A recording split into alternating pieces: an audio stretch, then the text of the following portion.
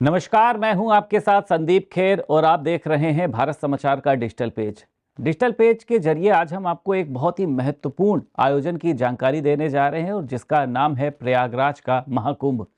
जहां की अगर धार्मिक आस्था की बात करी जाए, क्योंकि संगम नगरी कही जाती है, वहां पर इस बार खास क्या है? क्योंकि इस बार का महाकुंभ ये बताया जा रहा है कि 40 से 45 करोड़ जो श्रद्धालु हैं वो वहां पर आस्था की डुबकी लगाएंगे।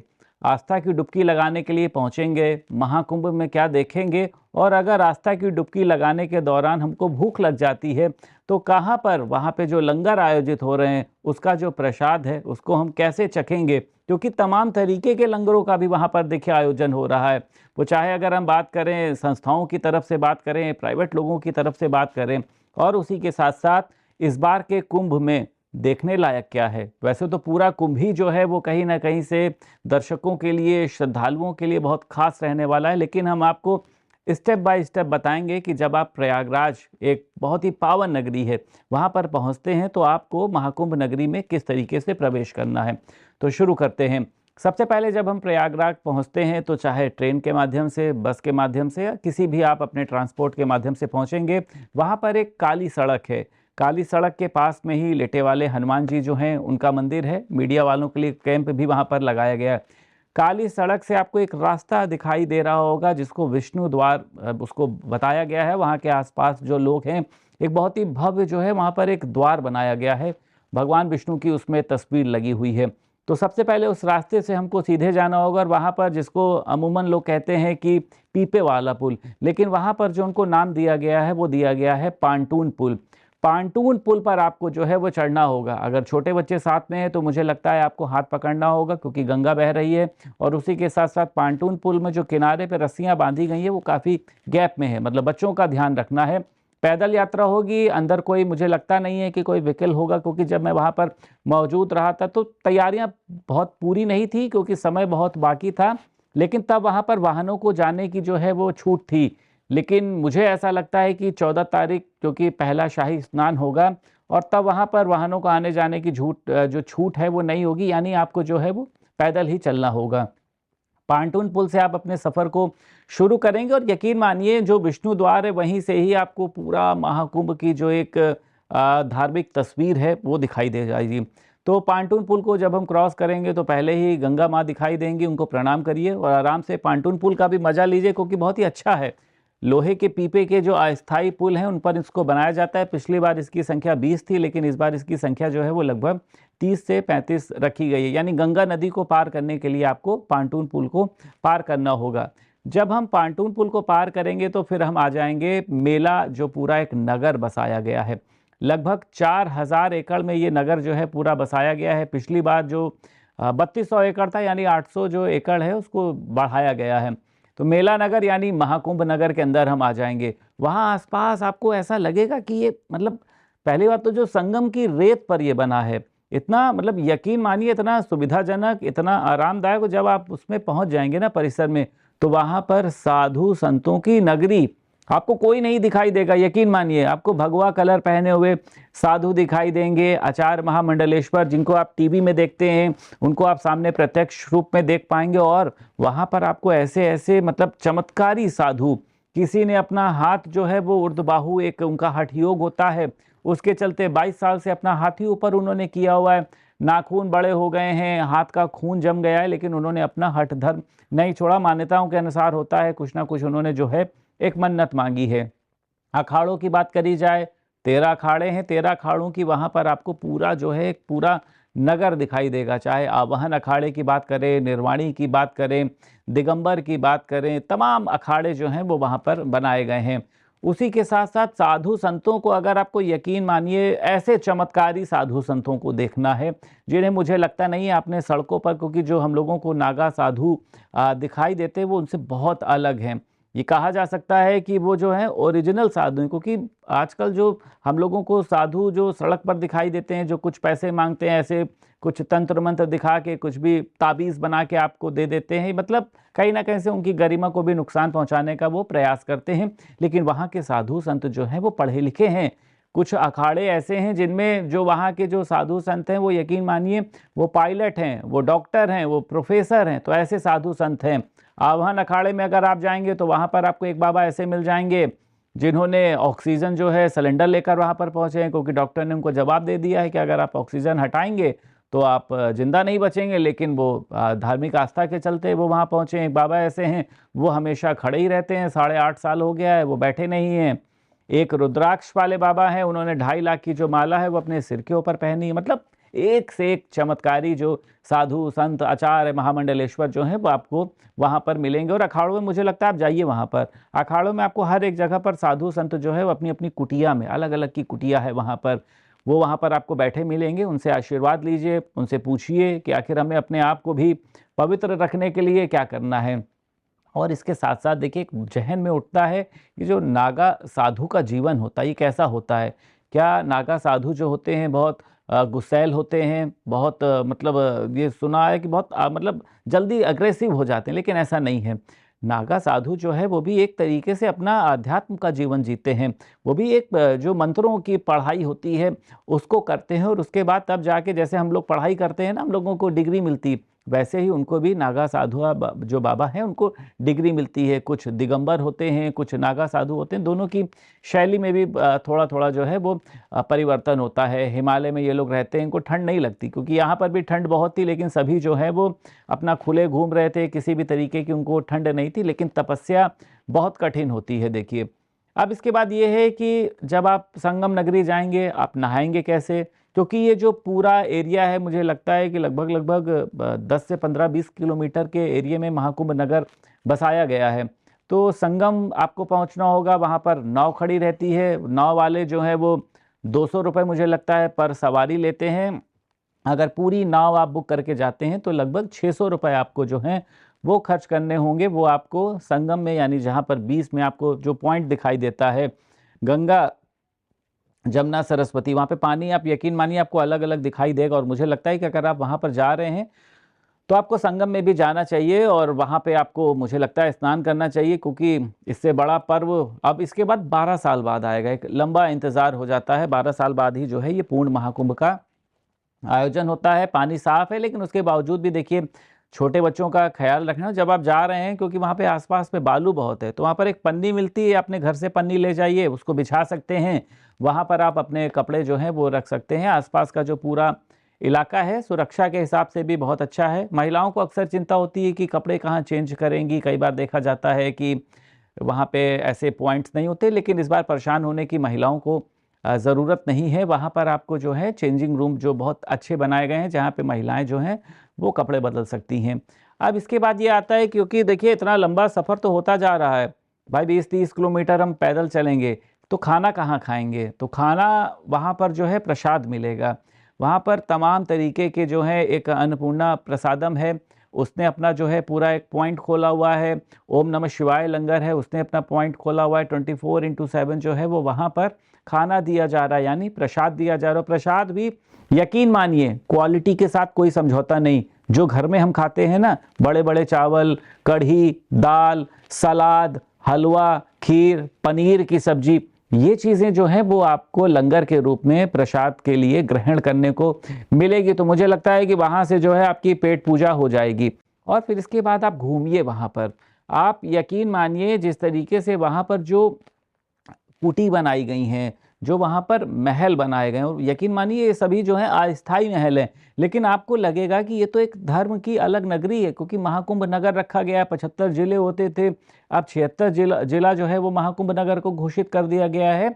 तो जैसे ही आप वहाँ पर पहुँचेंगे आपको बड़े बड़े महलनुमा जो टेंट दिखाई देंगे, ये सब बनाए गए हैं, बहुत बड़ी मेहनत है। और वहाँ पे जो जिस तरीके से टेंट की जो एक नगरी है ना जिसको बसाया गया है, उसको आपको देखकर यकीन नहीं होगा कि इतने लग्जीरियस जो टेंट हैं वो वहाँ पर हो सकते हैं। अमूमन टेंट जो हम लोग देखते हैं, टेंट लगा, पानी बरस रहा है तो भागना पड़ जाता है, क्योंकि कपड़ा बहुत हल्का होता है, तो पानी जो है वो अंदर रिसने लगता है। शादी ब्याह में आपने देखा है, लेकिन ज़माना आगे बढ़ रहा है।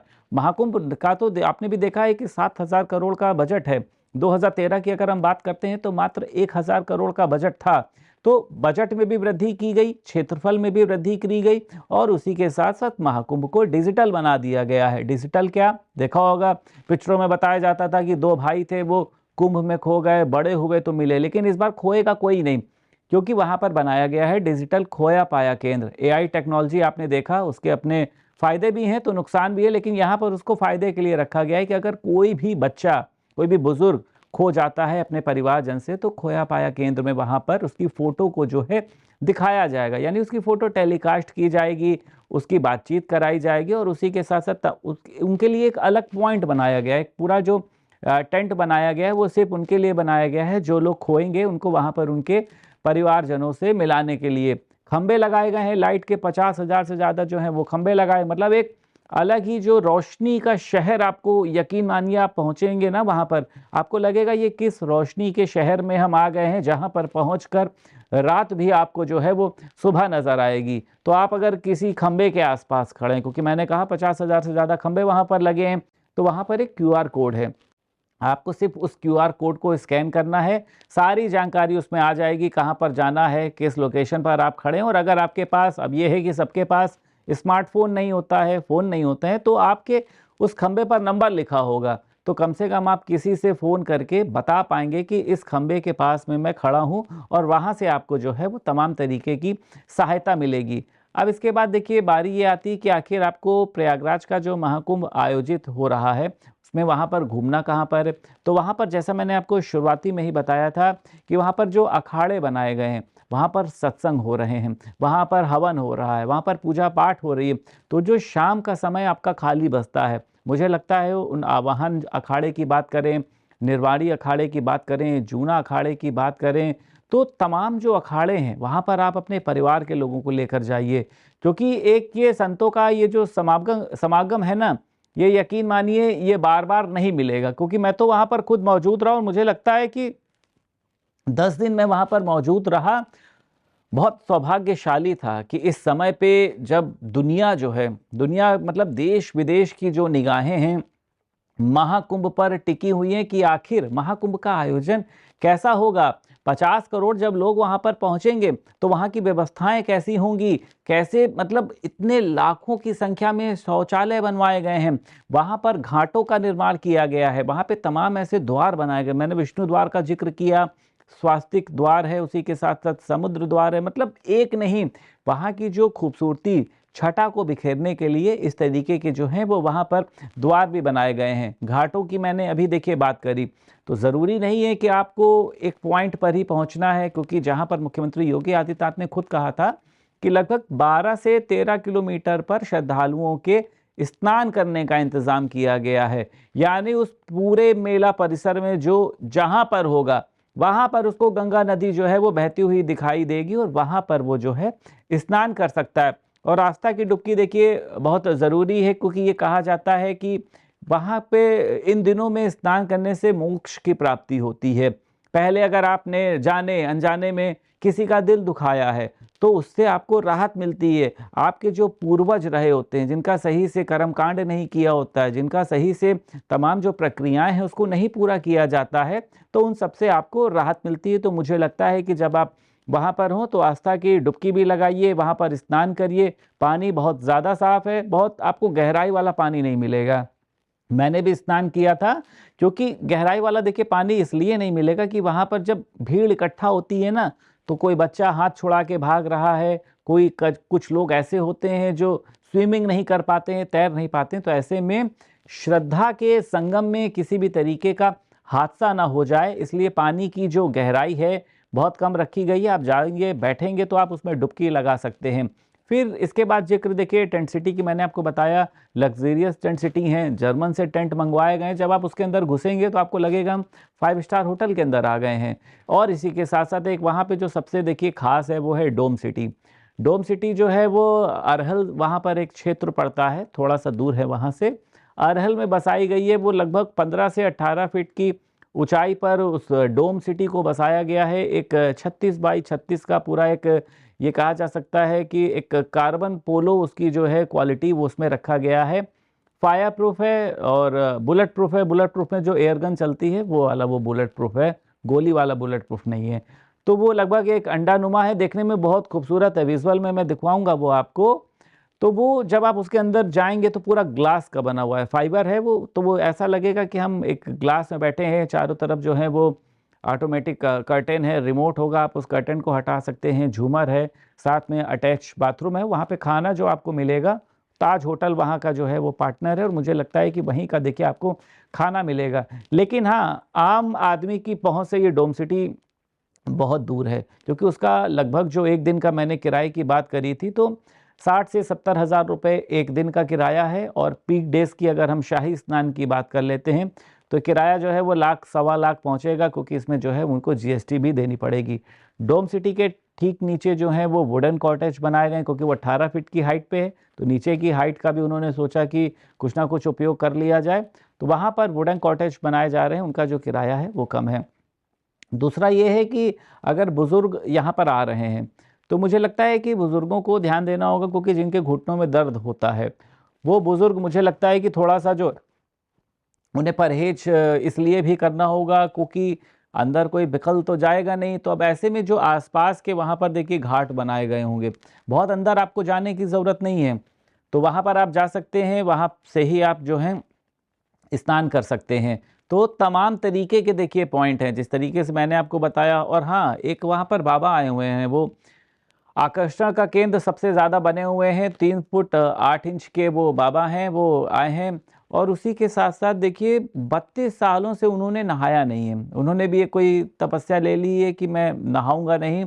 32 सालों से उन्होंने नहाया नहीं, मतलब इस तरीके के आपको एक से बढ़कर एक जो है चमत्कारी साधु सन्यासी, जिनको हम या तो किताबों में देखते थे या फ़िल्मों में बताया जाता था कि अरे वो फला बाबा ऐसे होते हैं, वो बाबा ऐसे होते हैं। लेकिन जब मैंने उनको देखा तो अंदर इतनी श्रद्धा जागी उनके लिए कि जब उनके आगे जो है एक नतमस्तक होने का मन किया। और जिस तरीके की उनकी जो, चाहे कर्मकांड की हम जानकारी की बात कर लें, चाहे हम अदर क्वालिफ़िकेशन की बात कर लें, तो वो सब जो है एकदम ये कहा जा सकता है कि सही दिखाई दी कि हाँ, अगर साधु संत सन्यासी जो होते हैं वो ऐसे ही होते हैं। सफाई की भी देखिए अगर बात करें, क्योंकि महाकुंभ नगर जो है वो पूरा डिजिटल तो है ही, लेकिन उसी के साथ-साथ सफाई पर वहाँ पर बहुत ख़ास ख़्याल रखा गया है। पूरा महाकुंभ नगर, हालाँकि मैंने बताया कि रेत पर बसाया गया है, तो जो रास्ता चलने के लिए बनाया गया है, जो जहाँ नॉर्मल डामर रोड बनती है या फिर ईंटों वाली रोड बना दी जाती है, तो वहाँ पर आपको लोहे की चादरों के ऊपर जो है वो लोहे की चादरें बिछाई गई हैं, जिससे कि जो बालू है वो नीचे धंसे ना, तो उस पर आपको चलना होगा। और सफाई का आपको भी ध्यान रखना है। हालाँकि टीमें तो वहाँ पर तैनात हैं, वहाँ पर डस्टबिन रखे गए हैं, बड़े-बड़े ड्रम्स रखे गए हैं कि जो है आप उसमें अपना कूड़ा डालिए, लेकिन सफाई अभी से ही बहुत दिखाई दे रही है। तो अगर आप भी वहाँ पर जा रहे हैं दर्शन करने, और मंदिर के आस-पास तो आपको पता है भी है कि लोग भी नहीं कूड़ा डालते हैं, तो अगर महाकुंभ वो पूरा ही जो नगर है, वो एक तरीके से देखिए धार्मिक स्थल है। ऐसा नहीं कि जब आप गंगा के पास पहुँचते हैं तो ही आपको वहाँ पर सफाई रखनी है। वहाँ पर आपको सभी जगहों पर सफाई का भी अपना एक परिचय देना है और उसी के साथ-साथ मानवता का भी परिचय देना है। क्योंकि वहाँ पर भीड़ में जो है आपको कुछ ऐसे लोग नहीं मिलेंगे, वहाँ पर आपको कौन मिलेंगे? साधु मिलेंगे, सन्यासी मिलेंगे, आचार्य, महामंडलेश्वर मिलेंगे। तो आपको उस तरीके का व्यवहार भी रखना है, किसी भी तरीके से आक्रामक नहीं होना है।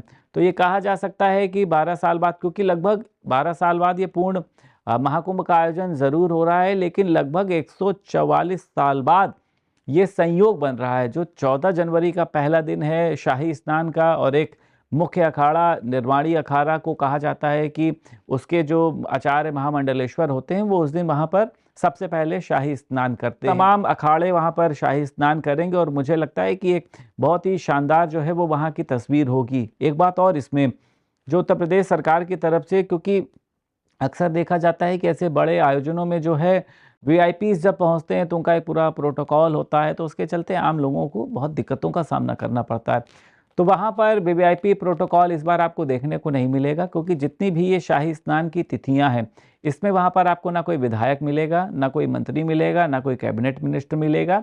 ये सभी वहाँ पर पहुँचेंगे 3 फरवरी के बाद में।